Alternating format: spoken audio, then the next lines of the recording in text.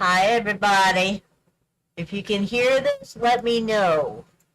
And no, Honey Bunny, he did not get conjunctivitis.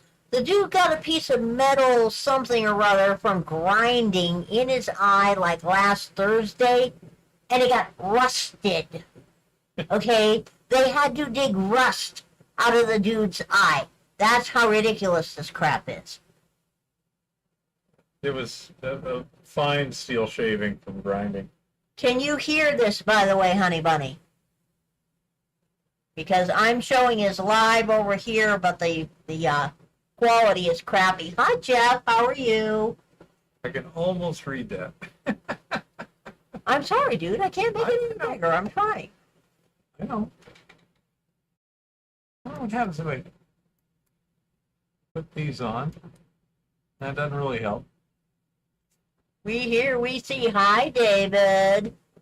Yeah, so this yo-yo is not going to be able to type much of anything, and I will be reading questions. But you won't let me touch the keyboard with this program anyhow. So. Oh, no. I don't trust you. You and electrons don't get along, dude. We all know this. Oh. So, it was an interesting trip that started out pretty good. We were chugging along at the bottom of that dump, and we had, I was working alongside Eva there, which was kind of unusual. Usually she's kind of down there by herself, but I was trying to get the platform widened out a little bit and stuff so I could back the quad further down. And so, man, we were just cranking it out. It was going great. Well, except for my little eyeball issue right now. It's healing. It's comfortable, and it'll be healing up, but it's just kind of annoying. And so anyhow, we left town roughly 11 o'clock in the morning, set up camp roughly 1 o'clock in the afternoon, and by roughly 7 o'clock in the evening, we had filled all but 8 buckets with quartz from the dump there. And I told Eva that, that's basically it, because I need to save those in case I find something when I start digging around the disturbed area, because that's the point where I basically finished my expansion of the roadway down to the work area. And I started digging up at that corner of the disturbed area. Thought I was starting to hit bedrock, and by then it was time to break off for the day, drive up to the top of the hill for communications, and then do din-din. And Hi, Captain. That's pretty good.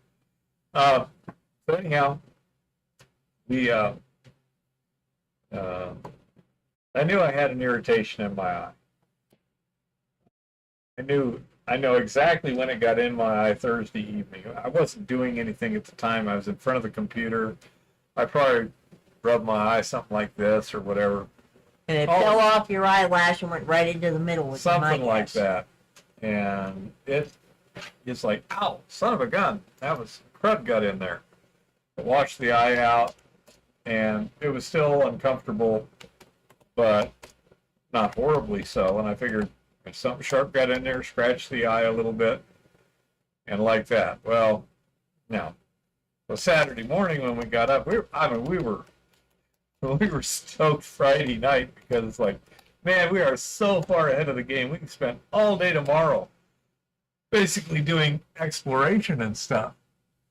And so then I my eye was feeling worse than it was the day before. Not horrible, but worse. And I asked Eva to look at it. She goes, it's pretty red. Worse than yesterday? Yep. It's like, okay, we're going to have to call it a trip, get back into town, get to the doctor, etc. So I went down and I did a little more work on that uh, uh, new vein spot there. I'm going to call it VIP2 for vein in place number 2, although it's probably number 1. But anyhow, the second place we thought we found a vein in place. That, folks, is a very nice piece of silver ore that I got sent to me by Kuya Silver. Yeah. And see, I also won a core sample, a very pretty puck. With their little logo on the back. It's a bunch of prospecting hammers. Oh, dear. Rock That's hammers. sad, honey bunny. Oh, no. That sucks, honey bunny. Yeah.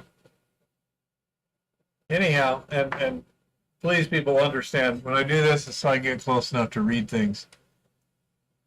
Yeah, he can't see for crap right now, folks. Yeah. So don't expect anything good out of him. So anyhow, so I went down there because, first of all, Eva is not experienced driving the minor bago, especially with a loaded trailer.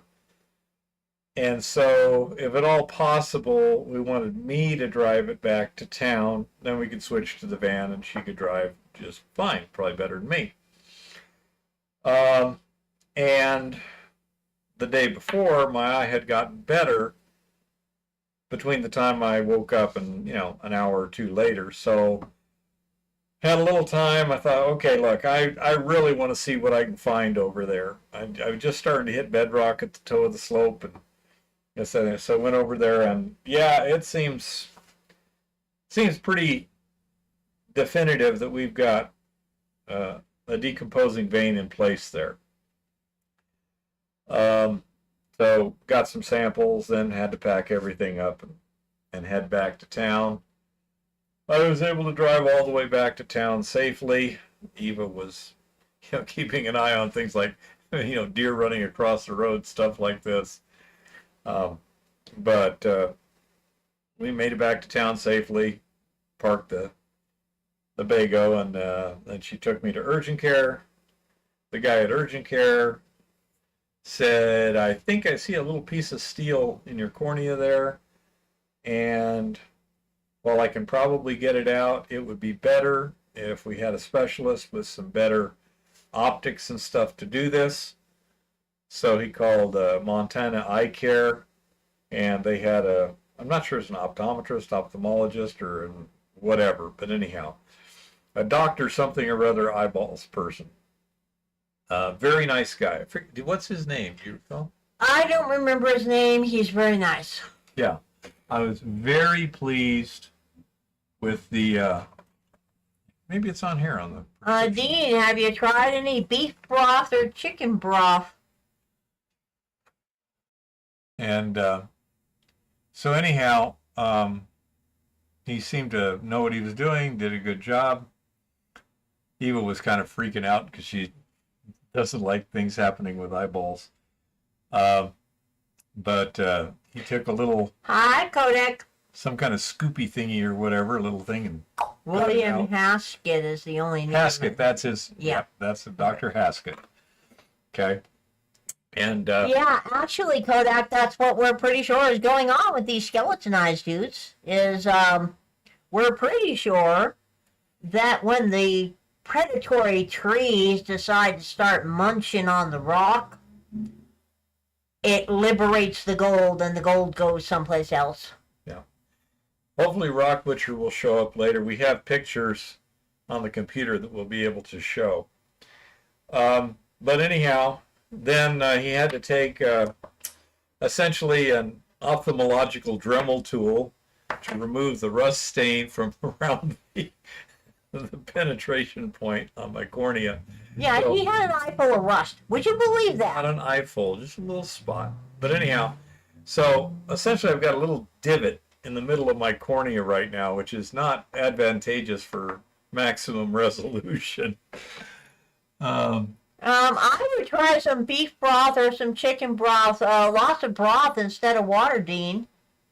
You know, it might, part of it might be you're mildly dehydrated. The weather's been a little weird for everybody lately. Well, that's what I'm hoping, Kodak. His thing is he thinks that if the predatory tree roots liberated the gold, that the rain would take it straight down basically from where it is. I think the rain would wash it downhill, but that's just me. So. Unless the rain is washing over the hill, it won't. It'll go, gravity works. Yeah. You know, but the other issue is I don't know, and, you know, maybe Chris or Rock or somebody else does, but I would agree completely that the roots seem to be aggressively working on this mineralized quartz. Why don't you call up one of those pictures of the... Yeah, I mean, when I say predatory trees, I mean predatory trees, people. We're talking, these roots are serious about the whole issue. Mineralivorous?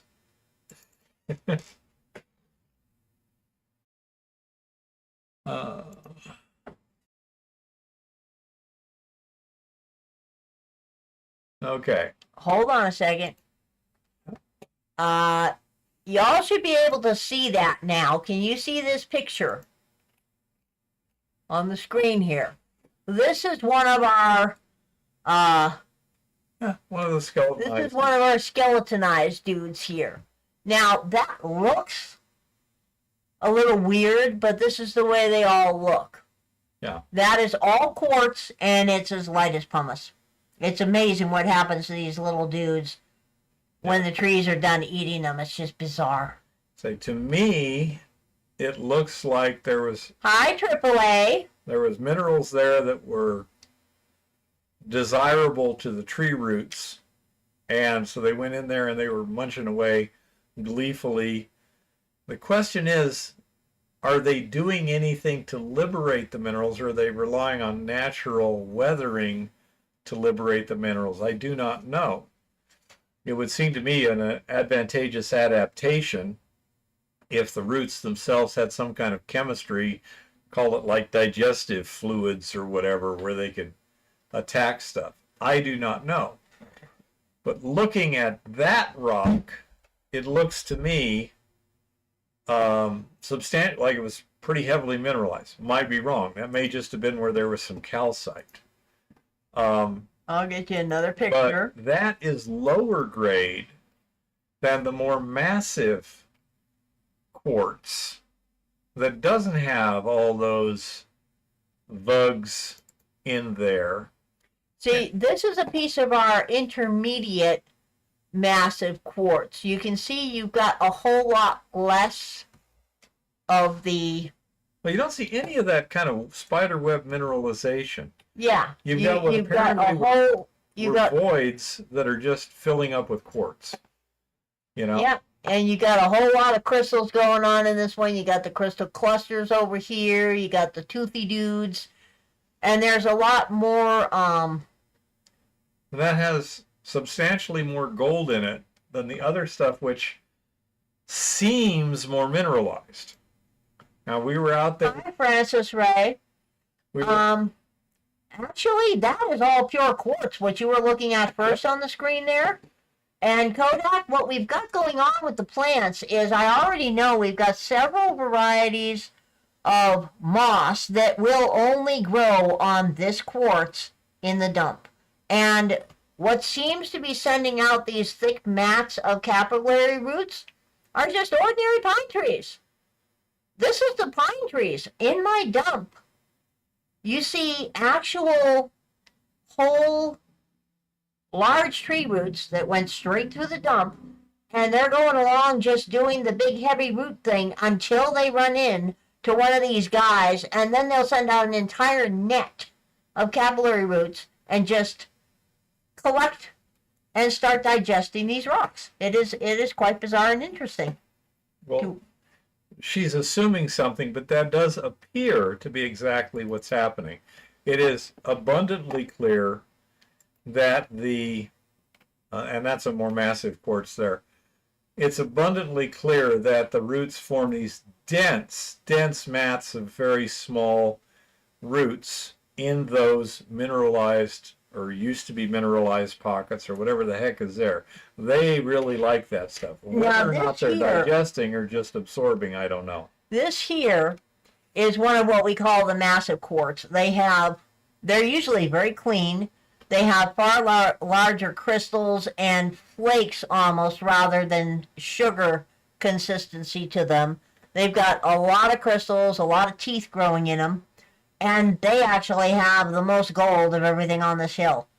Our skeletonized dudes are the thing that usually produce the least gold. Yeah. Now here is, let's see, no, not that one. Let me find a better one. Yeah. This one here is a better look at the veining that happens in these rocks. Doesn't look like the camcorder is taking high res again now. I have to check on that. The quad in the Pixteen is actually a four-wheeler. It's an ATV, a Yamaha. I believe it's a Yamaha Moto 4, if you want to get exact. 4Moto.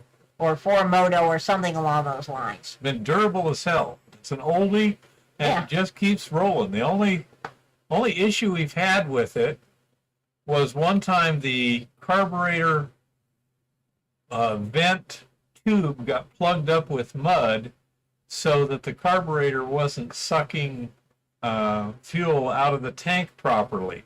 Aside from that, it has essentially been maintenance free.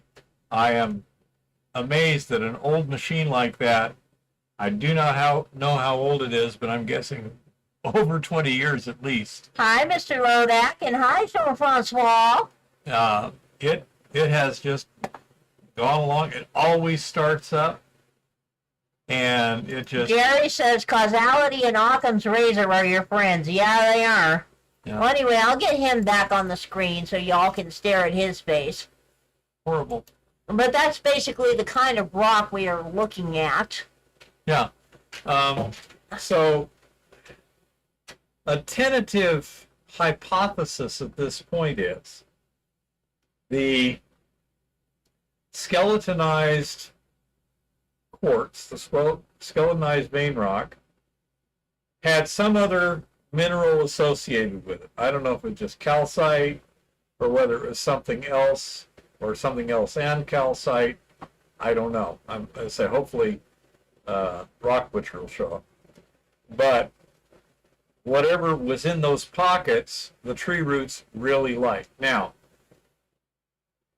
I'm suspicious that there used to be a lot of gold in those pockets along with these other minerals, just a guess at this point, and that the process of weathering those or digesting those out or whatever also, I won't say liberated, mobilized the gold, turned it into some sort of soluble complex, which can then be washed away with rain. And or the flaky, for all we know, there's little tiny gold flakes in there. Hey, Chris, how's it going? Hi, Chris. And so anyhow, at that point, you could have a surface depletion. I'm thinking if we were to find these same rocks deeper in the mountain, we might find that original mineralization in them. Could be wildly inaccurate, but that might be pretty high-grade stuff. I don't know. Well, Chris might be able to tell us whether predatory trees can do that. Chris, have you ever heard whether or not tree roots can dissolve gold, basically, along with other minerals? Can they essentially emit the equivalent of digested juices that dissolve these things so they can uptake what they like and the rain washes away what they don't uptake? Do you have any idea on that? By the way, you should also have Hi, Rock Butcher. Oh, good. You're here. There you go. You're the guy we're looking for right now. The man of the hour. Hi, Travis. How are you? If you have any, if anybody has any mining questions, feel free to type them in and I'll ask. And Jean-Francois, I'm already assiduously collecting roots to dry. You know. Well, probably not the trees themselves. That's what I wondered about, Chris, was the fungi, because so far the trees only eat whatever is in this quartz. They don't attach root mats to anything else. And the quartz is host to certain fungi and certain mosses and lichens that do not attach themselves to the host rock. Rock can't see any of the pictures. Okay, Rock, I'm going to start putting some pictures up so you can take a look at what's going on. This is one of our skeletonized dudes right here. And we tested that with hydrochloric acid. None of that is calcite. That is all quartz. Yeah, it does not fizz at all. There's some very delicate, thin membranes-like stuff. It's all quartz. Yep. And you have to treat it extremely carefully. Francis Ray says ammonium thiosulfate, nitrogen, is a plant's best friend, and that stuff will dissolve gold at atmospheric pressure. Do they make the ammonium thiosulfate, or the fungi, or how is that generated? Aha! Now, Rock, that's what I wanted to talk to you about, because from what I have seen so far in my dump, it is the pine trees in particular that seem to go after this quartz like crazy. So what is a good way to assay all these roots I'm collecting and drying? Do I just ash them and then assay the ash, or what? I mean, not sure exactly how to handle that one. But I am already collecting a lot of organic material. I'm also going to be collecting organic material off my leach pad, and I want to assay the darn stuff. Okay, can I talk a minute? Yeah. Plus, I have no idea what he said. Rock, did you see the video I posted? Was it yesterday or the day before yesterday? Anyhow, where, we really think this is the vein. This is a vein or whatever, so that you could see the actual structure in place. I'm pretty confident it is a weathered vein just under the surface. It's flat lying, covered with a mat of roots. It's really expensive, and it has to be done in a big lab because it's measured in parts per trillion. Ouch. So we're kind of out of luck on that one. Yeah. Travis, the gold, I don't think we have any gold chlorides at the moment, but So we have tested, in previous samples, we've tested the skeletonized stuff, the more massive quartz, the finer material associated with the quartz, and these sort of things. We've got two other samples I didn't get a chance to pan today. And Rock says he did see your video, and he agrees that's the vein. Oh, heck yeah. Hi. Or at least a vein. High five. I bet you there's a lot more veins Mass around. spectrometer. Yeah. If I had one in my pocket, Jean-Francois, right now I would be happy to get a dozen used crucibles in the size that I actually use. That would be nice. Yeah. But, yeah. Anyway, that is one of our rocks. Okay, could I continue speaking? Yes. Okay. The preponderance of gold seems to be the more massive quartz has the greatest amount. Then the skeletonized stuff is substantially less, like half or so. Then the finer materials associated with the quartz vein, the stuff that's basically weathered out, has even less gold that's detectable. Now, today, we were able to take the 4 separate samples we took last trip, the massive quartz, skeletonized quartz, the heavily iron altered wall rock, and the more finer materials underneath that vein and crush them up. I had time to pan the massive quartz and the skeletonized quartz. And what we saw was in the massive quartz, we had more and larger gold flakes. We did not have doodly in the way of microfine gold, you know, the 400 mesh stuff or whatever. In the skeletonized quartz, we had fewer but smaller pieces of gold, which would be consistent with the gold being leached out of the vein, the original vein material. So my thought is, what we're running into is a heavily weathered vein wherein the gold has been depleted. And that explains why the apparently more mineralized stuff has less gold. Does that make sense to you? And if so, the gold should percolate downwards, and how soon would you expect it to reprecipitate or whatever? I mean, that's kind of my guess.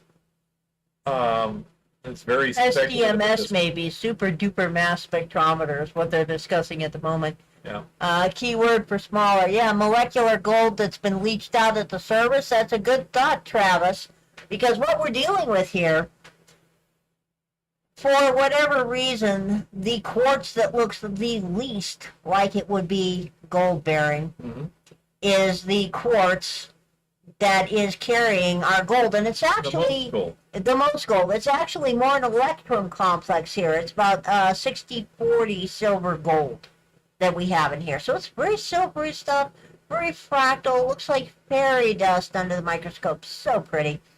And it's even showing up in my quartz crystal clusters, which is kind of a bummer because I love my clusters and I want to keep them.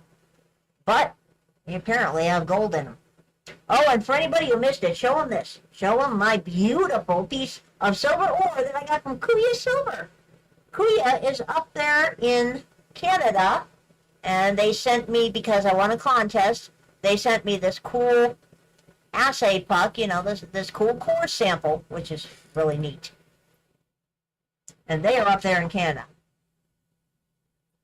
Now, that was kind of my thought, Chris. We've got all kinds of interesting blading going on in this quartz, and the shapes are extremely regular in our skeletonized quartz.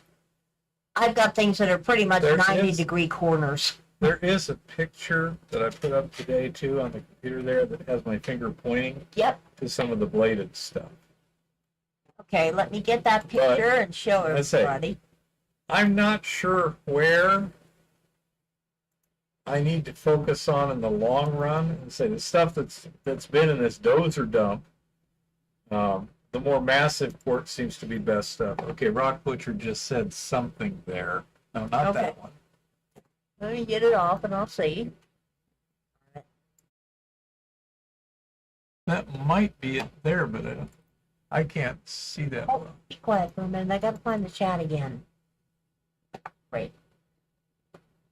I'm trying to get the chat back, people. Give me a second. That's probably it right there, but I don't know. Can you see? Here we go. Okay. I'm going to try to get it up in a minute, Dean. And yeah, my thought is, Chris, I'm going to take some really good pictures very soon. Yeah. We're not actually doing that bad on extraction, Travis. We're getting some very good extraction values considering the ore we have. But we are working on, I mean, it's a pilot level here. It's just one step above lab at the moment. I am hoping this winter to get some time to play with the glycine that we have rather than the Eco Goldex to see how that works. I want to get the silver, but of course nobody pays attention to me. So. Yeah, this was not hydraulic, and there's not enough water to do any hydraulicking, and I would hate to try and get the permit for hydraulicking. Yeah, there is no water up there on the hill with us. We actually have none. But anyhow, I say we had to break off early because of my stupid eye. My plan next trip, hopefully this weekend. Yeah, that's what I'm wondering about, Travis, which is why we're keeping all our materials on side-eye and that clay that we are getting on our leach pad, because that clay doesn't act like any clay I've ever seen, and I get the feeling that the gold that I know is missing. I don't know how much is missing, but I know there is gold missing. I think it's ending up in that clay again. Okay, so can I continue talking, please? Yes. Okay, so the plan is to go up there, and if you saw the video of the vein in place, it's just under the surface. So, and it's fairly flat lying, or appears to be. My idea is to start digging above it and expose an area. I think I can do that quite easily. Okay? And that'll also give a lot of root mass for Eva to play with, see what we can come up with. But Yeah, I figure it's got to be in the clay too, Travis. expose the surface of the quartz structure and then take it out, and that will allow us to define what we're looking at there. Is it what it currently appears to be, which is fairly flat lying quartz structure, relatively thin? You know, it averages like 4 to 6 inches thick, and it's 3 foot wide that I've dug. Don't know how far it extends into the hill, but it appears to be going just slightly uphill. I mean, it's like just a little less than the slope of the hill itself. Jean-Francois says use chemicals used to make paper pulp, which is something I was going to be looking up. Dissolve roots, add a pinch of Eco Gold X to taste, filter the liquor, and then improvise some more. Huh. Could be. Yep. Now, there's a possibility. Chris says it looks like we have a sill that was offset and then a later dike in the faulted area. I don't know. A good question is, on the right-hand side where that gray material is, does that cut off the quartz vein, or does the quartz vein traverse that boundary? Do not know. It seemed to dead end. We actually have no carbon in this stuff that I have seen. You mean in the soils and everything, like Yeah. like a preg robbing sort of Yeah, situation? well, I have seen no sign of preg robbing in the soils, except maybe we have ash layers and some forest fires. Yeah, in some places, yeah. Is the what? Dike? Oh. I don't know what it is. The gray stuff is substantially more crumbly than the brown stuff. And it has a very different texture. Initially, he thought when he saw it underneath part of my dump, the leading edge of my dump, initially he thought it was an ash bed. Well, I don't know if I have preg robbing in my pad yet. That is something I'm testing with bottle rolls in the coming weeks, Travis. Because I'm kind of wondering about preg robbing. I think it would be in the clay if it's in anything.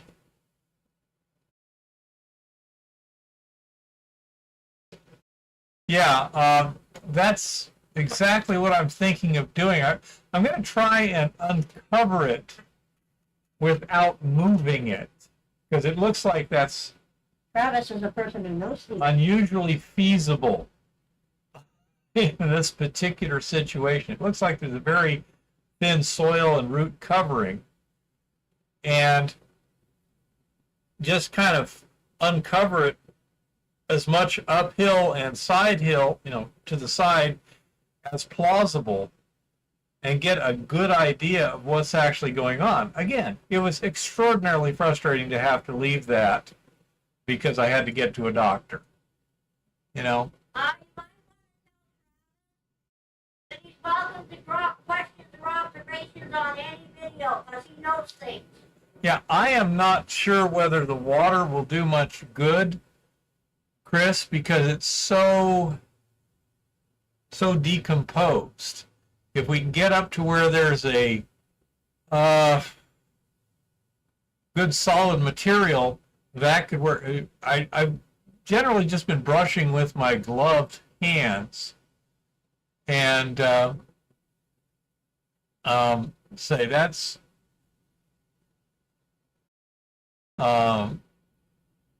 been doing about as good as anything. When I throw a little water on it, it just kind of all turns to mud. So let's see, segregation parameter. Okay. Yeah, rooms go pretty good, especially a like a bench brush. Looks pretty good. Oh, it was incredibly frustrating, Travis. We were so ahead of the. And as to the geology in this area, Travis, this particular ore is coming out of an area that's filled with what they call big belt sedimentaries down here in Montana. It is siltstone. And the geological surveys on mines in the area show that the ore tends to be the quartz that has been brecciated and re-cemented with lightly mineralized siltstone is what we've got. Well, one thing I'm thinking... And it is acid ore, I can tell you that. I have to add lime to my Eco Goldex, which has never happened with our other ore. So... I'm thinking, I usually have 10 gallons of water and some panning tubs and stuff with me, but I'm thinking as I get into this and I get some stuff uncovered and everything, I could take... Sit back so people can see. Oh, sorry. I could take some clasts from there and wash them and scrub them off in a tub and have something that's visual. And we could even bring it back home and put it under the microscope. What? Check my 828 message, says Jean-Francois. Jean-Francois, I can't see timestamps, but I'll go back They should have them. Yeah, they're not showing timestamps right now, so I'm not sure. You might be able to click that and show timestamps. Let's get timestamps. All right, 828. Jean-Francois, well, it would be 628 here. Anyhow, so... First thought to calcinate the roots, but carbon might capture from leachings and burning carbon might evaporate value, so paper making, dissolving lignite might turn out to be the charm.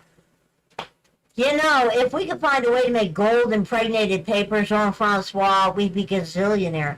That would be a great marketing trick.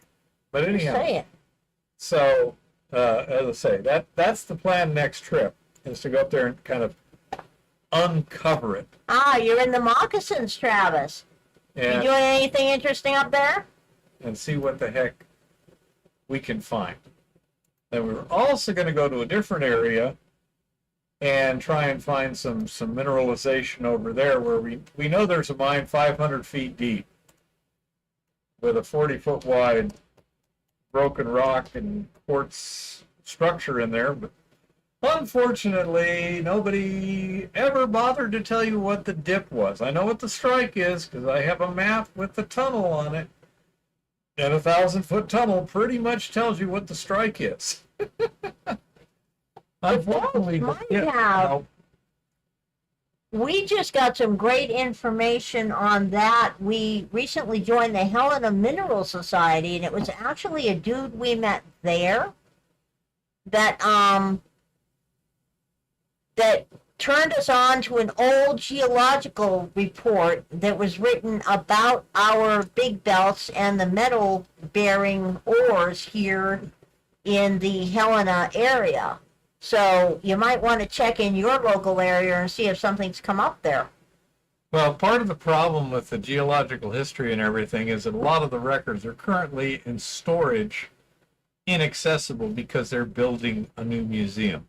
Which is fine. I love museums. Well, Kodak, I was actually thinking more like we make some fancy-looking letter paper, and tell people that it's created with ore and organic material from historic Montana gold mines, and that your paper carries minute traces of gold and silver, millions of years in the making.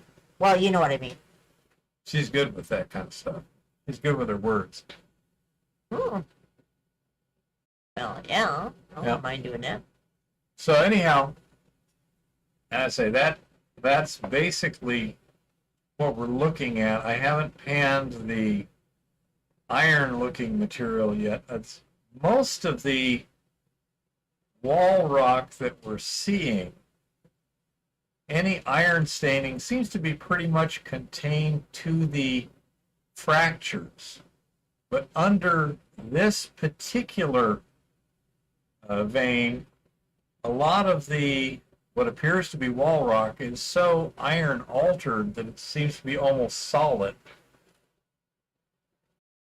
Don't even know where that iron's coming from either, because it certainly I isn't presume anywhere whatever put else. the vein in place, but I do not know. Oh, wow. Brock wants to know if he missed the 1 ounce giveaway. No, you did not miss the 1 ounce giveaway. Well, we could. I mean, heaven knows we've got an ounce. Well, silver. Yeah. Don't- We have an ounce of silver. I mean, really. But anyhow, so I say that is the plan for next weekend tentatively. Tomorrow, Yeah, organic paper. Exactly. Something like that, honey bunny. tomorrow I should be going to see if I can do this without moving the camera.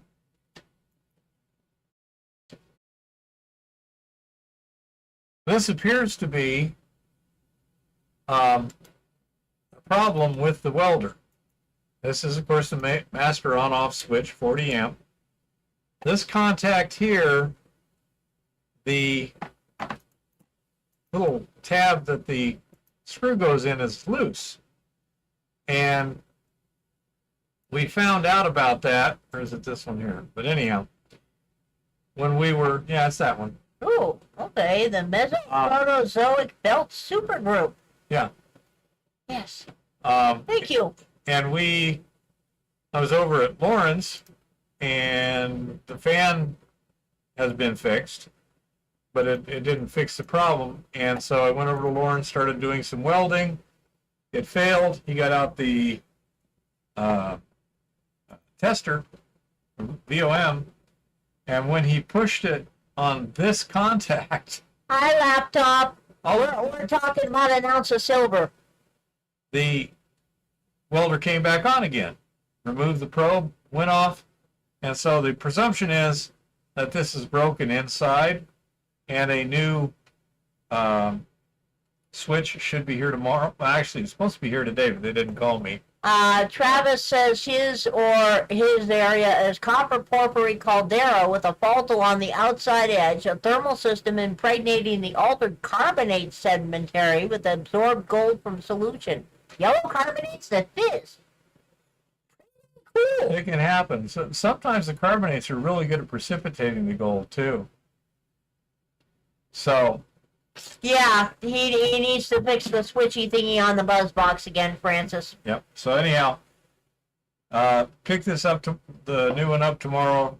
Put it on the welder, and then do some hard facing, and also the step for the minor bago to get into the camper got damaged. During a turn, the safety chain hooked the little corner there, and then when it turned the other way, it yanked it.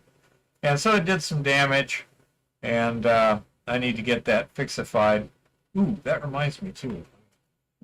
Write this down. Well, I've been having good luck getting Come on. chemical assay results, Travis, using my Eco Goldex and bottle rolls, but have to work on that some more.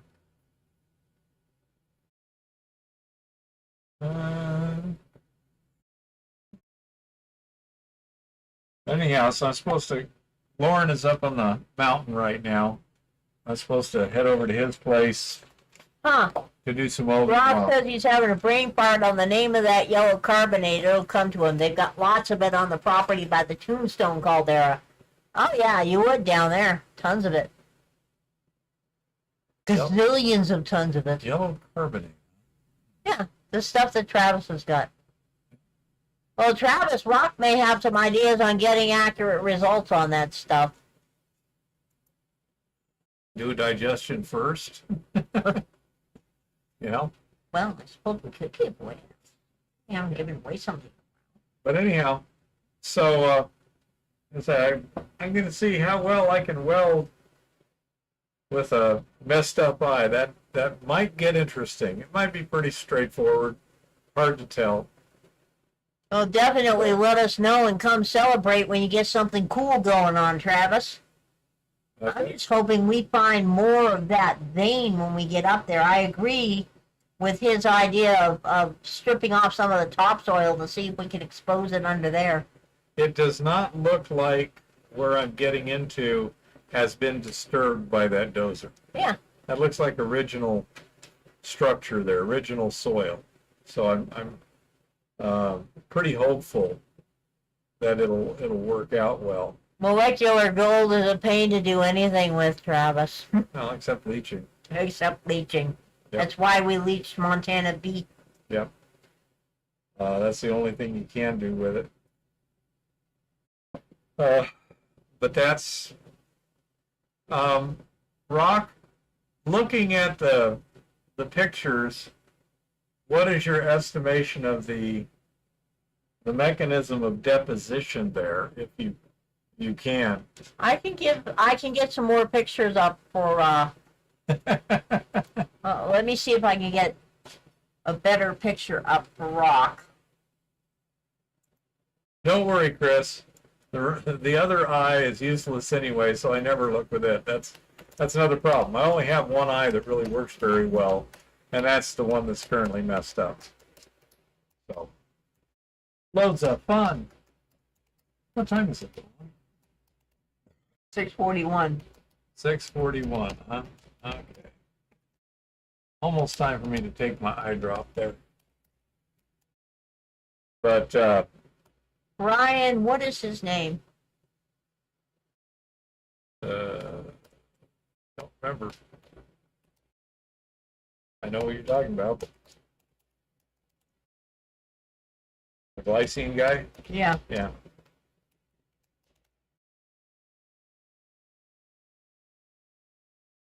I'm terrible with names. Now that I'm senile, I'm even worse.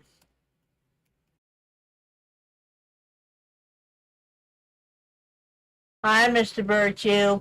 Okay, anyway, this is one of our rocks here. This is, I'm just going to show you some of the pictures again with,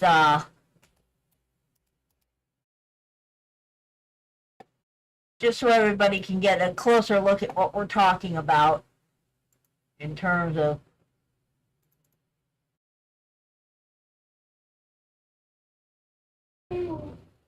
this one is pretty much as skeletonized as it gets. And there's kind of a lamellar thing there at my fingertip. See those little pages of paper there? Yeah, right there. Yep.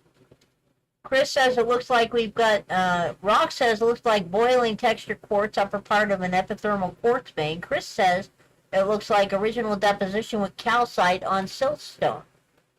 So. Now, in that case, Rock, would you expect to see higher grades, slightly deeper? What is there any kind of rule of thumb as to where to look for the mother lode, so to speak, in a situation like that? The bladed calcite texture is also a dead giveaway. The bladed cavities are where high temperature calcite was that was then stripped and the acidity of the fluids increased. So Rock, is this something that we should be expecting to see higher grades if we get further down? Because, you know, we want to know where to actually look for stuff. This is clearly not good enough to be making much money on. Here is a piece of the stuff that actually does have reasonable grades, and as you can see, it's pretty much bulk quartz. Rock says grades should increase with depth. Okay. I mean, the stuff that actually has good results has a lot of visible crystals in it, and crystal blades, and crystal flakes, I crystal think those are the sugar. side surfaces of crystals that are just all grown together Yeah. into a solid mass. But I would think that Travis, our actual number is confidential, but it is actual. It's pretty darn close to ore. if you had a mountain of it, you'd have a lot of ore. If you had a mountain of it, you'd have a lot of It's ore. the ore to waste ratio that messes you up in this stuff.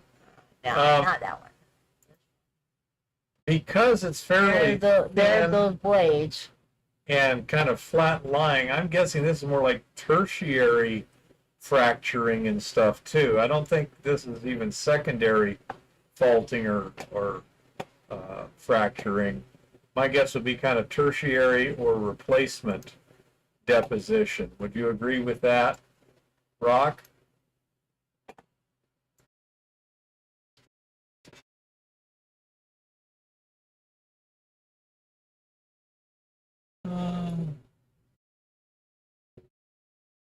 Well, Rock may get back to us with an answer to that Okay, I was just shortly. trying to read other stuff, because of course you're not telling me everything that's on here, so there's one moment. Well, if I was spending all my time reading the I entire understand the conversation. restrictions, little one. Oh, that would be absolutely cool, Travis. I'm all in favor of all kinds of collaboration. Yeah. The more knowledge we can share together, the better. That's kind of my thought. There might have been a calcite vein there or something. Having trouble hearing with the kids there. Ask again, Keith. Okay.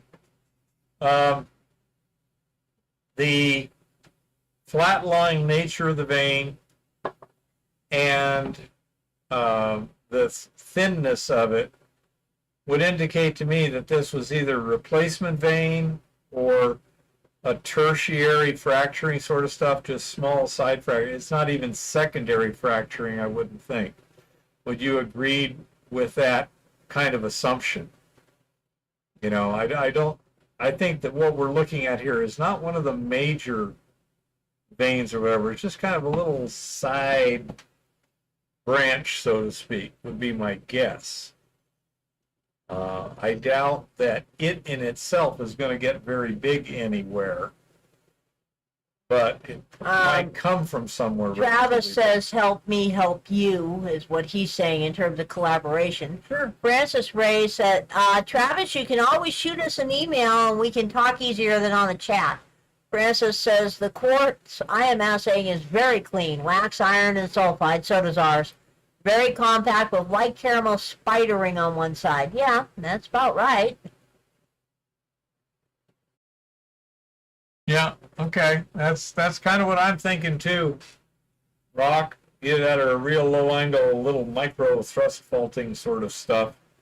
Francis says particles measure 0.0002 to 0.002 inch. Fire assays from more than 1 ounce per ton to 59 ounces per ton. Well, that's pretty good. Yeah, Should be able to make money on that. yeah, but you can't gravity separate, you leech. Yeah. We can look up, I can see if we can find that email again, Rock, but yeah, I do remember him getting an email that was talking about that. Oh yeah, absolutely. I I agree. We need to get a lot more visualization of the structure, and right now it's just guessing. It's just Rock that you're guessing is a lot better than my guessing. Well, what I'm going to be doing this week is when we get out there again, I'll be using my camera and taking some good pictures. Rock says 1 or 2 will be compressional, with 1 being extensional with the main vein. Let me check something on the camera. Yeah, that's true, Francis. Oh, I can't 500 pounds of it is, you know, I can't see the screen to tell what I'm doing anyway. well, depends on how much is in it. I mean, if the 500 pounds is you know, several ounces per ton, then it's well worth leaching. Yeah, that's the. Do you have? You know, what state are you in what kind of regulatory environment are you in? What kind of land are you on? And those sort of things are really important to what practical actions can be taken.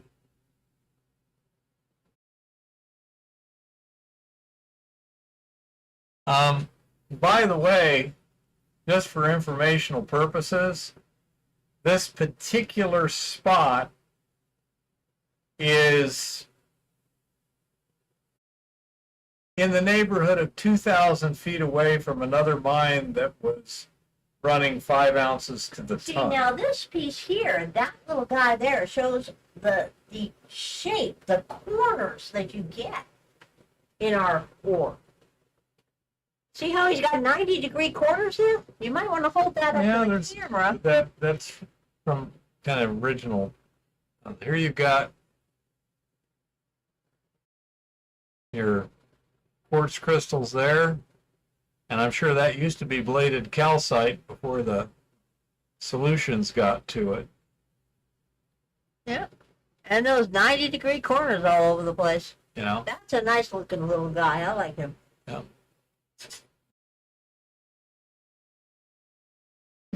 I'd like to think that still is a narrow one off of a wider, more vertical one. Yeah. That's my guess, Rock, too. There's another mine within a mile. We're like, you know, generally along strike of that one, and that mine had near vertical stuff. Chris also left a comment about talking later about mapping offline, etc. I'll be out there in just a Yeah. second. If the major structures were horizontal, it'd be a lot easier to hit them with a drill. My thought is these are minor structures, but if they're horizontal, they'd be pretty easy to hit with the drill. 2,000 feet away from the Kendall mine, huh, Travis? Not at the moment, Chris. I've been busy with a lot of stuff. Yeah, but we probably should get Mr. Zentner's videos. Yeah, I've seen them coming. I'm subscribed to his channel, so I see the notifications. But yeah, it's an interesting situation. At least we finally found something in place. Good night, Rock. Enjoy the board games. Yep. Good night. Let's see.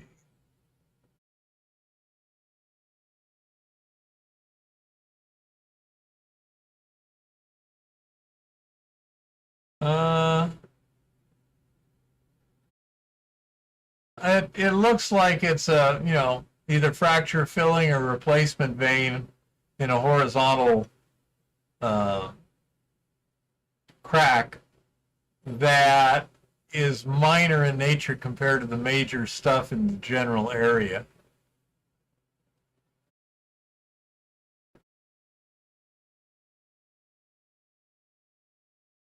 Yeah.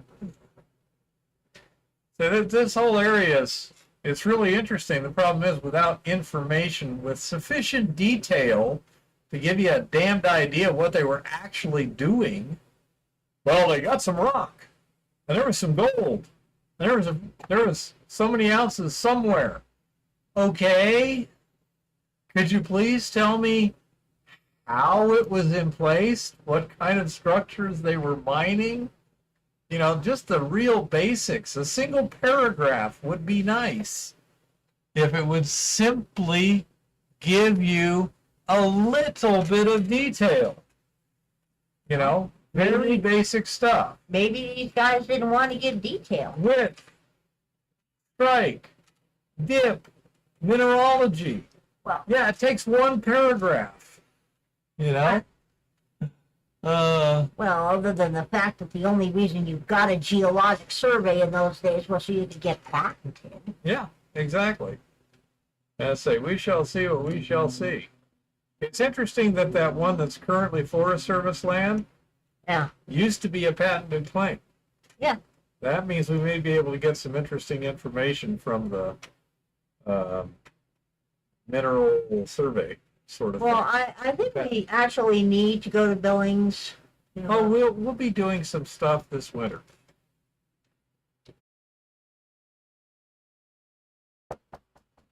Oh, Hold just on a moment. minute. He'll be right back, people. Yeah, what's up? Oh, I was wondering, can you give me a ride tomorrow? What time? 9 o'clock. You should be able to, or earlier for sure. Where it's available. Yeah, Okay, Yeah. I can do that. get it right back. Yeah, I can be doing some stuff and everything, so as long as you sit there and wait for me, but I can come pick you up too. Right. Maybe heading out towards the causeway. Right, I'm gonna call you He's because going to be back I in might just a be minute, able to people. We catch got you at somebody the at van the or door. something. Okay. Okay, let me put it on. Culture, I absolutely love my puck. I made a post on the sub on Reddit, and the link to Kuya's YouTube is in the description on this live stream. My puck is gorgeous, and look at that. That is one heck of a pretty silver ore. Yeah, that's the problem. I love it. Well, car man. Well, I They never showed up. honey, that's a little bit more complicated than we want to get. It's close enough to the surface we should be able to dig. Just saying. He's almost there and they call me, do you still want that, man? But yes, I absolutely love my puck culture. It's gorgeous. There. Bend over, right there. Yeah, I should be able to. All right, thank you. Yeah, you betcha. Let me write it down. A 45-degree dip is what you've got, huh, Travis? Sounds about right. Well, culture, I'll tell you what. I'm going to enter your 5K giveaway anyway, when it comes Just time. hit the camera. So You've got, click the whiteboard thing just for a second. Let's see what happens. yeah, That's close enough. close enough. Anyway, let me get back to the middle of the screen. I'm gonna move the chat. Okay. This is the main rock that we have on the screen at the moment.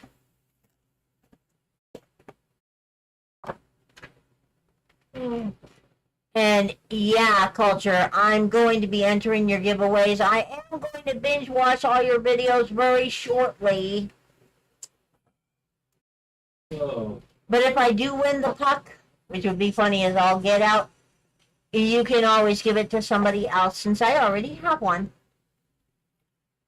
Yeah, we've seen that picture, so let's see. This one is my favorite, actually. This guy is my favorite. Beautiful crystal structures in that rock. Yep. Just that saying. shows you where it's filling the voids. So that might be a replacement vein there. It might have been a Yeah. layer of calcite. Well, it is absolutely beautiful, I'll tell you that. That is one good-looking dude right there. Yeah. We have all kinds of good-looking dudes in this hole, in the ground. Let's see. I'll get a link to Culture's channel up here, because Culture has a really, really cool channel.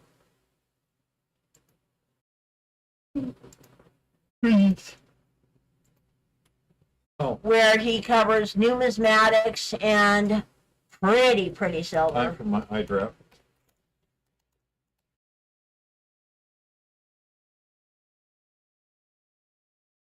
And he has a lot of really, really great. That didn't work. Culture has a lot of really, really great giveaways. He does giveaways very, very frequently here. Oh yeah, I have some gorgeous samples. You don't have to. I have amazing samples.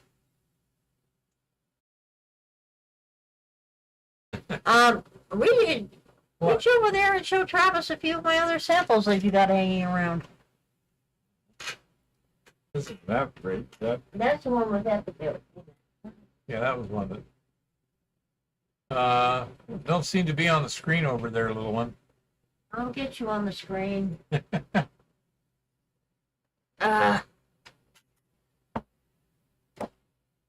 was that one you handed me earlier? Here. Okay. Here's a couple of good looking dudes. Yeah, there we go. You can see that. These are some of my good looking dudes. Yeah, she likes the crystal clusters. They are very pretty. I mean, look at this exuberant little dude. If you can show that off. If you can show that exuberant little dude off.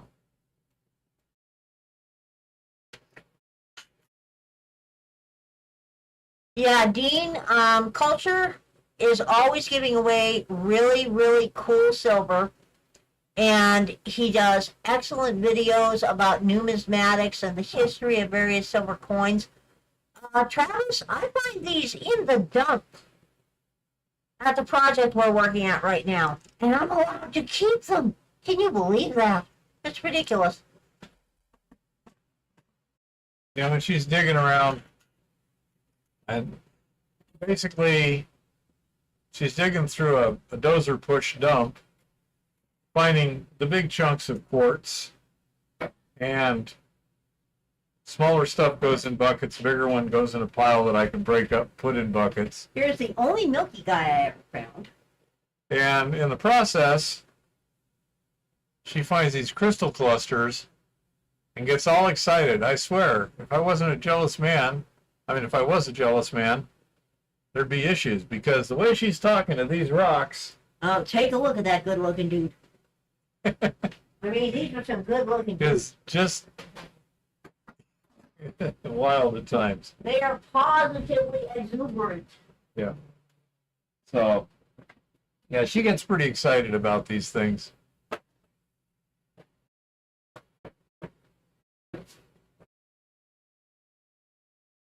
Now, That's this new. rock is Finally. interesting because this shows some of the veining and brecciation right there. That's one I bought home. You want me to wet that so they can get a better look at it? I don't know.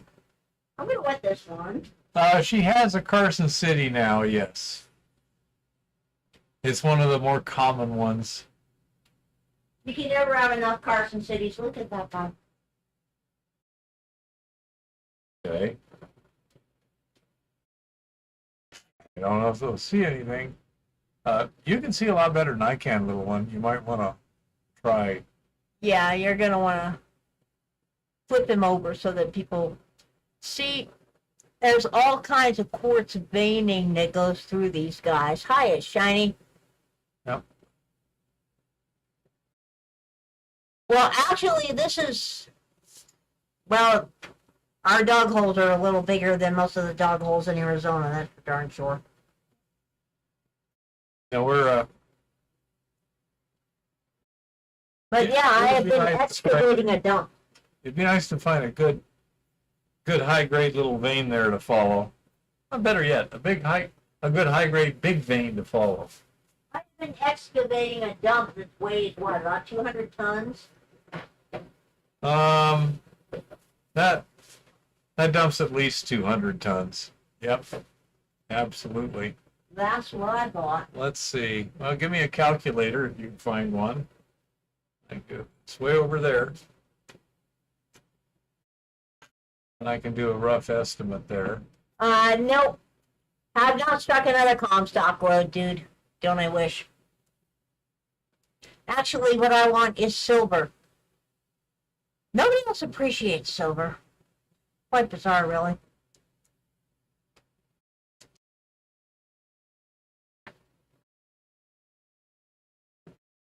Maybe 1,000 tons. Okay. Well, it's a lot smaller than it was when it started. Not a lot smaller. It's smaller, but you're just barely taking a chunk out of it. Yeah. I'm making progress. Yeah, it's a big dump. Oh, yeah. But anyhow, I say we're kind of working our way down one side. There's a trench that was dug by the old timers, and by following the toe of the dump downhill, we will eventually wind up in that trench, which could be kind of interesting. So, you know, trying to figure out what the heck they were after is very frustrating at times. There's a big quartz boulder in that trench, isn't there, little one? I believe so. I know there's a big boulder in there. I think We it's got quartz. like a gajillion boulders. That one's, I don't think I can bust that with a sledgehammer. That would take the Sierra This blast. guy has not been cleaned yet, but he's got all kinds of interesting features. He is a wine. And you got the bladed quartz, and you got the quartz crystal clusters. And Yeah, this guy's Kinds of most stuff. interesting because that's our host rock with the crystals growing off him. yeah.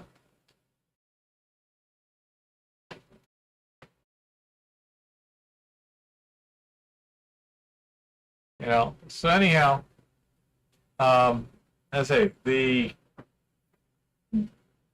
process is, you know, we're mining stuff as we're making progress and building road and everything like that too. Yeah, that's a good place to start. Yeah, the dumps give you a pretty good idea, at least with the wall rock, because it's hard to tell what they didn't put in the dump. Sometimes you can get a pretty clear stockpile off the side. So that's where they were stockpiling their ore, and that can be pretty useful too. That's kind of where we got the idea in this area that, yeah, they're going after quartz, because you can see that the small stockpile of quartz along with the big stockpile of sedimentary. Or not stockpile, but dump.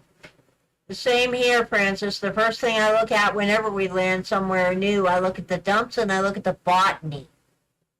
Well, Those plants will tell you a lot about what's going on under the surface. if you've got a portal or a dog hole or something where you can actually see the bedrock, quite often you could see the structure they were into, especially when it comes like a tunnel or a portal or something like that. You can say, okay, they were following that, you know, and it makes it pretty obvious.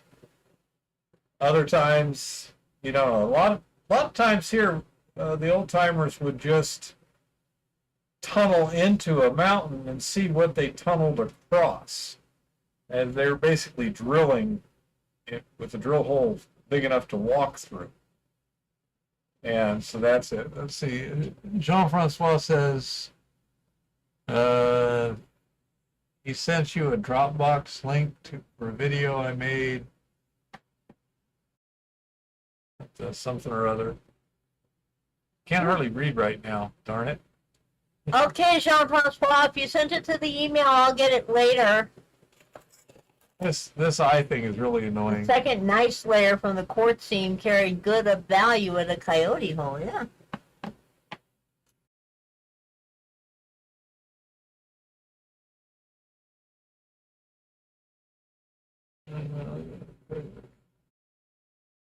I say it's hard to tell, and it's also not possible to be sure that the hand panning results I'm getting truly correlate with the actual assay value too well. I'm gonna see about this set of samples that we took this last trip, seeing about getting them fire assayed and do the solution assay on them and see what it shows.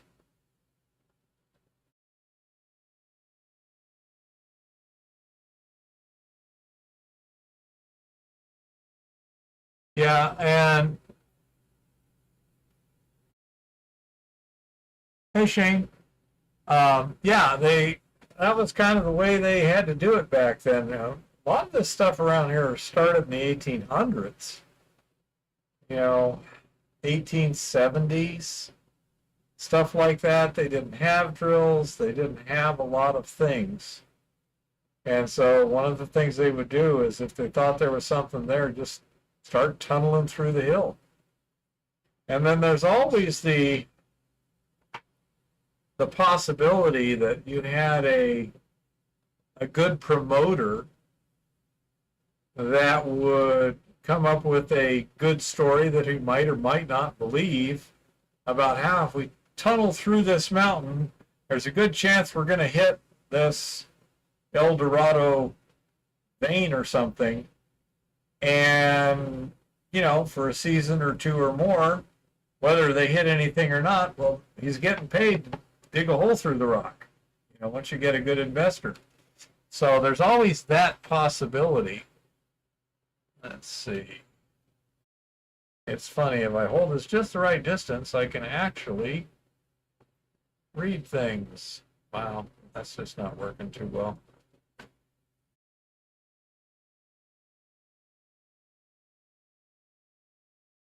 I'm not sure. I don't think they had good hand lenses back then. But I can pan stuff and see it down to 400 or 500 meg. Imagine. You know?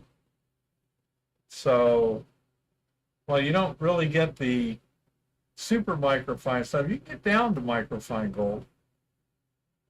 Say, I start running into limitations at about 1/1000th of an inch or 500 to 600 mesh. That's where I start running into limitations from the hand panning. But I really want to see what we got. It doesn't make much sense to spend money on fire assays if you're just pulling, you know, hand select stuff from a dump. Because what does that mean? You know, you got a number, that rock, where did it come from? What kind of extent? What does it represent?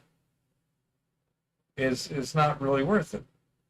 Now that we got something that actually apparently is attached to a hillside, that's interesting. So, looking forward to that. And then with mining the dump, allowing us to get a load of ore quickly, then we can take the rest of our time and use it to do more theoretical exploration, which is what we were really hoping to do on Saturday. But no, I just had to screw up. Oh well. So, in dirty water, relatively dirty water. I mean, the viscosity is not affected, but yeah, I can pan it where I'm not really seeing what's happening. Oh, cool. What kind of cat, Francis? Yeah. I love cats. As I've been doing it so long that I can get a result without actually being able to see it until I tip the water away from it. But yeah, it's not that hard, but it is different. You know, there's a gentleman here in Helena that came over with his father-in-law. I think his father-in-law a week or so ago, and we did some hand panning out here to show him how it all works. Yeah, there are a lot of theories, but Montana is a very target-rich environment. We are the treasure state. So there is that. It's not just necessarily there's a lot of theories. There's a lot of mechanisms. There is no mechanism. There's lots of different mechanisms. Yeah. And as such, you know, we just look at each deposit individually, but that's what you have to do anyway. For example, Top of the Hill has apparently better than 50% easily recoverable gravity gold. Montana B, less than 20%. And the stuff that you didn't get at Montana B was generally pretty small anyway, so it would generally leach. The stuff at Top of the Hill, I'm not confident of that at all. So every ore body is different, and it changes as you go through it. Always be aware of that little thing in the back of your head that says something's not right. Okay, that little niggling feeling, don't ignore it. See if there's a way you can double check it. Like Eva's got that niggling feeling about the clay from top of the hill. Now, we're not just ignoring it. We're going to be doing some testing. And I will let you know how the testing works out. I figure if the gold is trapped in there, but it turns out it makes good pottery, well then, we sell gold-infused pots. I doubt that it's going to be good pottery clay. But anyhow. Dude, have you seen this stuff? It's like glue. You can't get it off anything. That doesn't mean it's when it dries like plastic. It doesn't mean it's going to make good ceramics. But anyhow, so let's say that's the situation. That stuff we were looking at last week from the bottle rolls, I took the samples to the lab and haven't heard back, but I told them, I said on this stuff that's really, looks like chocolate milk, if you can't centrifuge that or everything, don't worry too much about it. I know it doesn't have a whole lot of gold in it.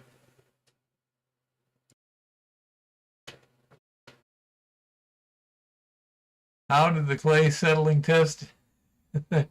Not very good, Chris. Yeah, the clay settling test did not end up good at all. You did get some settling by the next morning, but it was still pretty dirty water.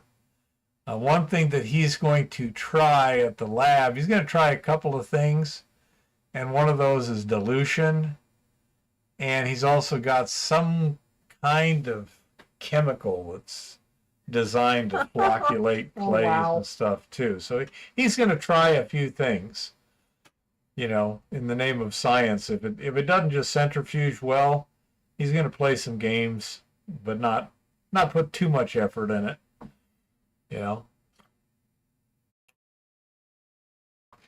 Any beryllium? I have not a clue. That would take a test that we're not planning on doing at this time. Yeah, I know, honey bunny. It's pretty cool. Yeah, she's good at marketing stuff. She's good with words. But anyhow, as I say, the stuff that we put the toothpaste and the salt and the Dawn dish soap in, it was thicker the next morning. As a matter of fact, I screwed up. I held it like this, and it didn't come out. And so when Eva asked, I went over to bed and said, see? And I wasn't as quick that time, and so it went sploosh on the bed. Not all of it, just a little bit of it. But yeah, she was rather annoyed. Weren't you, my little one? Yes.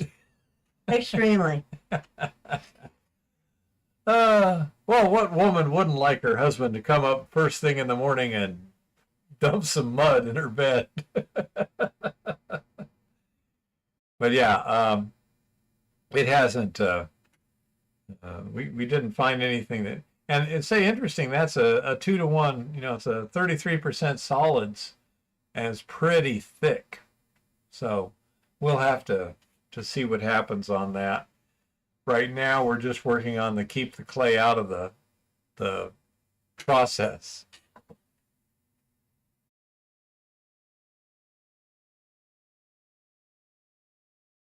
Huh. Okay. So beryllium's apparently toxic, little one. Oh, yeah. Some clays can have beryllium. So. Oh my goodness. Ugh. Stupid eyeball. Well, all I can tell you about this clay is worse than glue when it's wet and it dries harder than plastic. Okay? This is some seriously weird shit. As a matter of fact, it dries shiny on the surface. If it's got a smooth surface, it dries with a satin finish, not a matte finish. Go figure. Very bizarre. Yeah, it's some pretty nasty stuff, but it appears that the clays don't contain too much gold. If that proves out, then we can get rid of it without losing much gold. So anyhow, that's basically what's happening for our week here. Anyone else got any questions or anything like that?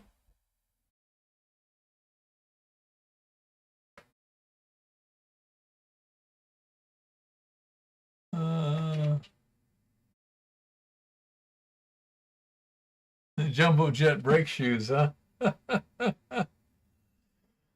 Oh, the ones that catch fire when you get them hot.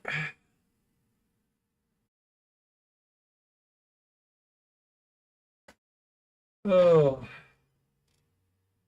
Well, you know, if you're going to make money, sometimes you got to break some eggs, honey bunny. You know? It's just, I don't know what your issue is with that. You're just so out of touch with today's society. Oh. Anyhow, let's see. Yeah, because we just dumped the tank today. What we're doing this week is out at the mill. We just dumped a tank on the pad. The pad and the pregnant pond are thoroughly drained after a couple of weeks. So we're going to get a good idea of what the percolation rates and delay times and stuff are on solutions dumped on the pad. So that'll be some interesting data. And that's about it. I just got to get that mill back up and running, which means I got to get a welder back up and running.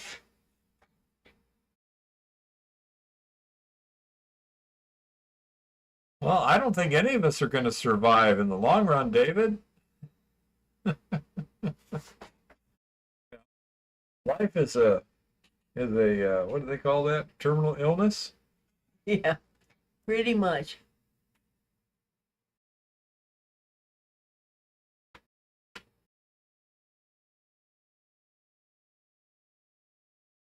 Well, your parking space is only necessary if you have a car. Once we are all living in Z-pods and eating Z-bugs, we're not going to have cars. 15-minute cities, you know. Yeah. That's the point of the whole thing. We're not supposed to have cars. By the way, I heard what I thought was a funny joke. Let's see if you guys think it is. This is my camouflage cap. Space camouflage. Now, how many of you think that's a good joke? Eva didn't think it was very funny. No. It's not very funny. Nobody's going to get it, dude. It ain't covered with stars. Oh. We shall see. Anyhow.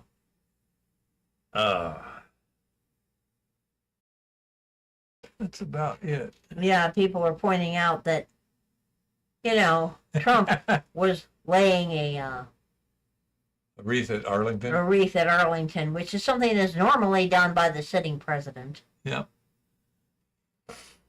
Oh, it was a great troll. You know? As this person said, well, former presidents may attend, but apparently all our former and current presidents were too busy to give a shit.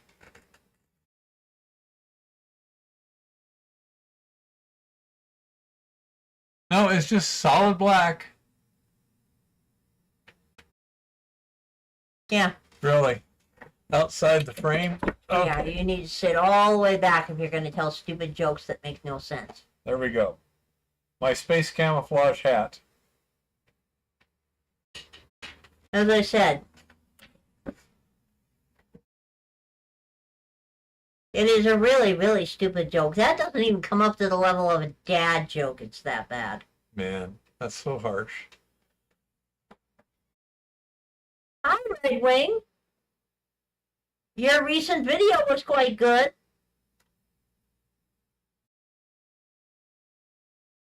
Hey, Red Wing.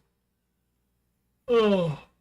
Well, I told him, yeah, it's camouflage if he wants to pretend there's a black hole between his ears. That will work just fine. Honey bunny, I wear black. And in what? Be better camo for a black hole, yeah. See? Jean-Francois. Nothing I know of, Travis. Like I said, if you want to talk collaboration or trade information, feel free to email us or drop a comment on any video. Yep. We'll get a good night's sleep then. Oh, she can be, David, but when she needs to be, she's always there for me. Well, he's the one who told a joke that doesn't even rise to dad joke levels. I mean, that was pitiable. I have to question whether this problem with his eye ruined his sense of humor.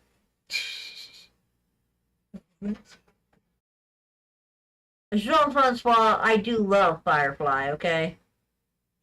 I would love to rewatch Firefly again. Wasn't that what Ryan was going to wear as his costume? Yeah, Ryan's going to be Mal from Firefly for Halloween. Yeah. Well, I have a color code for my clothes.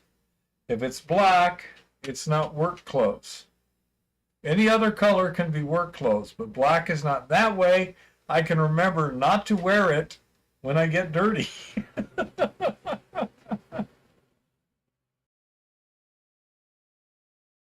Got that right, Chris.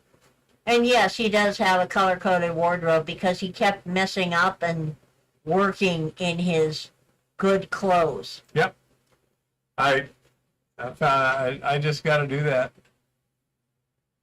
Yeah, the actual show was in many places hilarious, okay? But out of context, no, and yeah.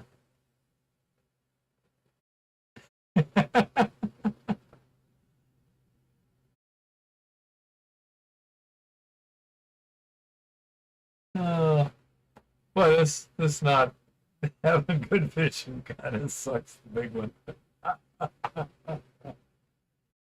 So, Honey Bunny, eventually all his clothes turn dirt brown. So do all our bed sheets. Everything turns the color of mud. Unless I keep his good clothes separated. Everything becomes mud. It is bizarre. yeah. There is an equilibrium that happens in the washing machine. Speaking of equilibrium, I have a question to ask you later about that. So, okay. Good night, David. Thank you, David. So anyhow. The Timu president. Hashtag Timu president. So, any questions or any subjects or something need to be brought up at this time? 7:30.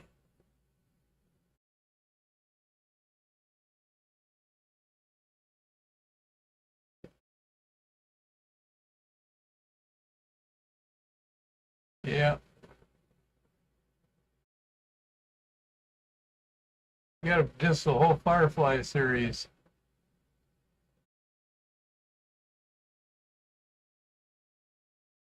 Oh.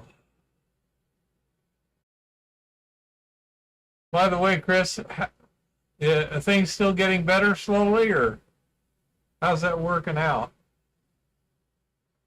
Oh. Oh, goodness.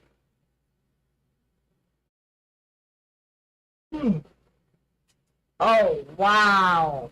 What? Lucky you, Jean-Francois. I would love that. That is a great deal.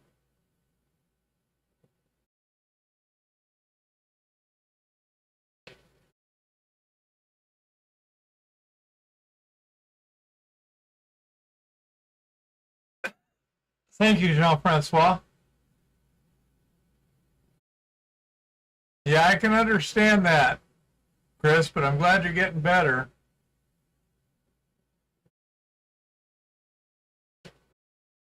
No, just laboratory centrifuge. He's got a number of them he wound up with for whatever, and we could use one. Or actually two. I think we probably just need to probably something like a new capacitor or something on that motor we need to do. If we get a replacement one, then we will take that one and try to fix it. Yep. Because it's not ours. So, yep, just normal centrifuges. Just little lab stuff. Oh.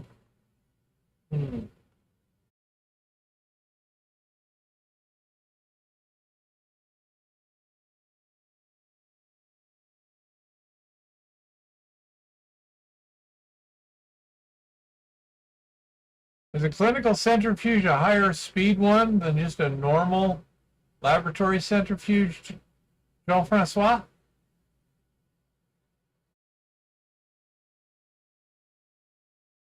I'm not sure of the ratings or anything.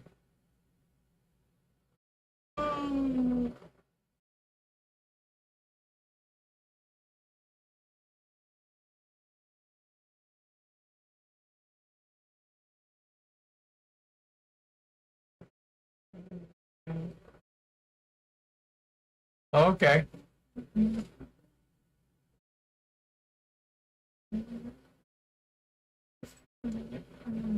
7,000 Gs. Yeah. That should do the job.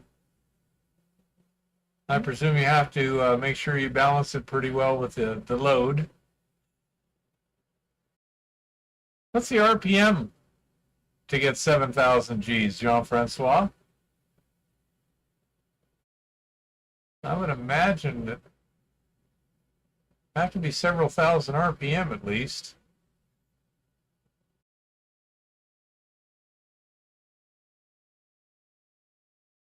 We got loads of those 35 millimeter tubes. 35 mil? Are those 35 mil or 50 mil tubes? The back tubes are 50 mil. My little ones are 10 mil. Okay. Yep.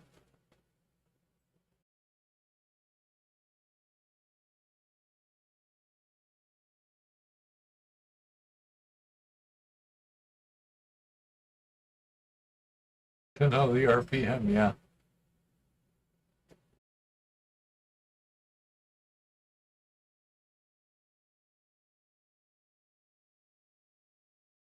Now that's hard to.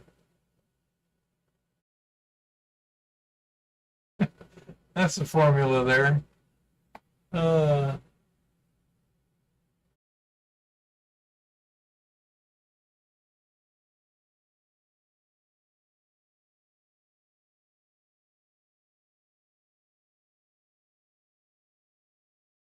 I have no clue on how fast these things go.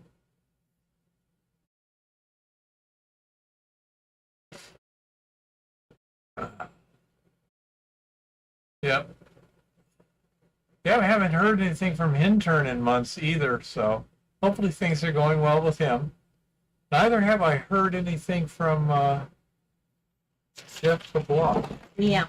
Let me put that on my list to do too. See what's up with him.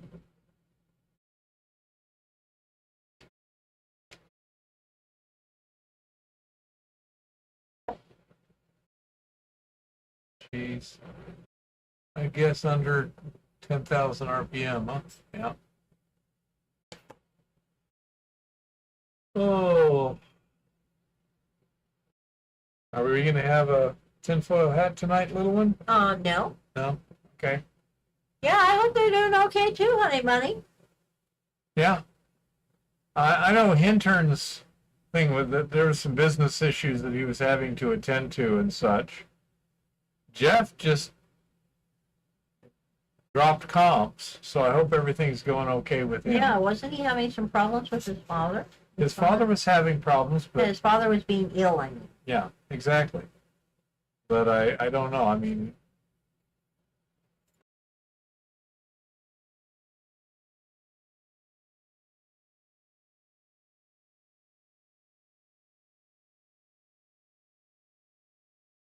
yeah, I understand, Jean-Francois. That would make sense. The RPM meter, is that like a photo, sort of like a strobe meter, or how does that work? In terms of what's the detection methodology?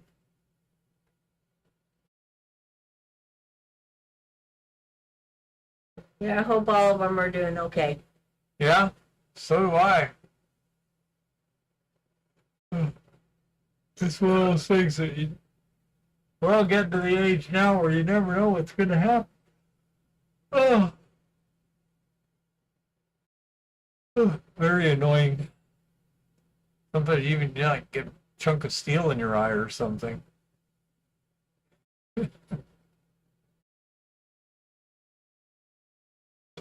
Optical? Okay.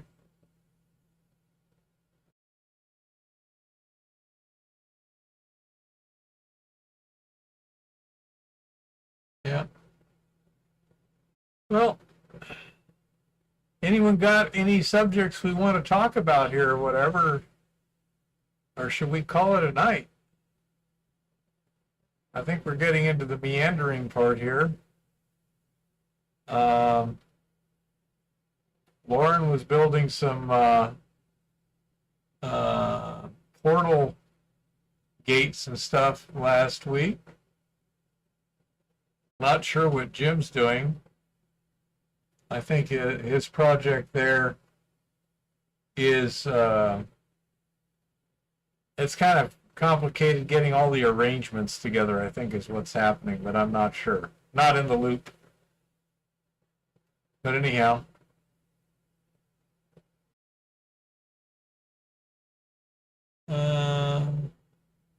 Hold on for the moment, honey bunny. Okay, anyone else? Kind of last call. Any subjects or any questions or anything? Meandering is your specialty. Yep, I can understand that one. Okay, seeing nothing else, I guess I'll call it for the night. Thank you all for being here, and we'll keep you informed as to what's happening. I appreciate all the help and feedback and everything. It really makes life a lot easier and a lot more fun.